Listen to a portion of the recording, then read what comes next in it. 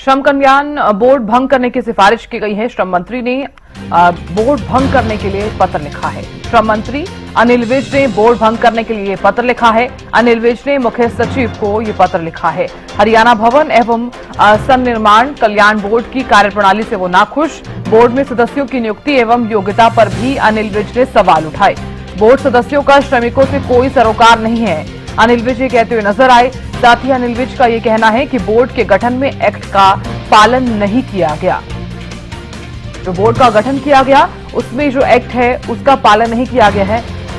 ये बातें जो हैं वो श्रम मंत्री अनिल विज की तरफ से कही गई हैं। तो बोर्ड सदस्यों का श्रमिकों से कोई सरोकार नहीं है। तो बोर्ड में सदस्यों की नियुक्ति एवं योग्यता पर भी अनिल विज ने सवाल उठाए हैं। इसी के चलते श्रम कल्याण बोर्ड भंग करने की सिफारिश जो है वो श्रम मंत्री अनिल विज करते हुए नजर आए हैं। बोर्ड के गठन में एक्ट का पालन नहीं किया गया।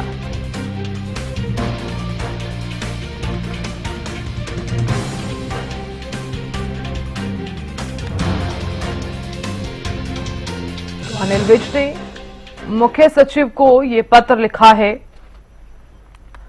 और जो कार्यप्रणाली है उससे नाखुश हैं श्रम मंत्री अनिल विज। बड़ी खबर आपको बता रहे हैं। इसी के साथ ही ज्यादा जानकारी ले लेते हैं। हमारे विशेष संवाददाता रवि कालीरमन जुड़ गए हैं। रवि, देखिए, श्रम कल्याण बोर्ड भंग करने की सिफारिश की गई है।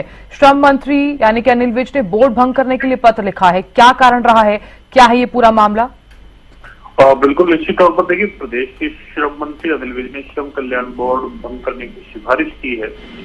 हरियाणा भवन एवं अन्य श्रम निर्माण कल्याण बोर्ड की कार्यप्रणाली पर भी अनिल विज की तरफ से सवाल उठाए गए। अनिल विज नाखुश नजर आए।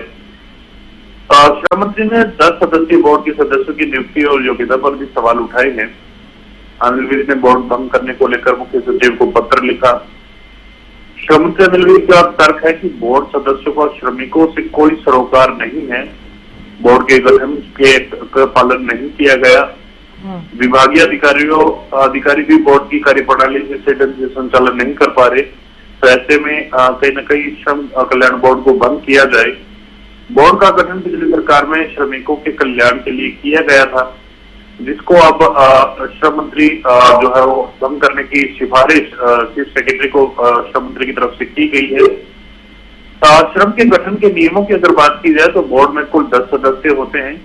5 श्रमिक और 5 निर्माण कार्य से जुड़े सदस्य इसमें बोर्ड में होने चाहिए। 5 श्रमिकों में कम से कम एक महिला का भी होना जरूरी है।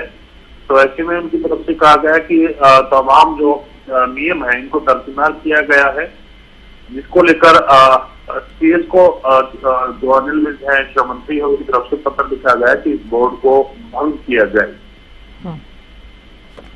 चलिए रवि, बहुत शुक्रिया पूरी जानकारी देने के लिए और खबर पर नजर बनाए रखने के लिए। तो श्रम मंत्री अनिल विज ने सन्निर्माण कल्याण बोर्ड की कार्यप्रणाली से वो नाखुश नजर आए और साथ ही बोर्ड में सदस्यों की नियुक्ति एवं योग्यता पर भी अनिल विज ने सवाल उठाए हैं। अनिल विज का ये कहना है कि बोर्ड सदस्यों का श्रमिकों से कोई सरोकार नहीं है। बोर्ड के गठन में एक्ट का पालन नहीं किया गया।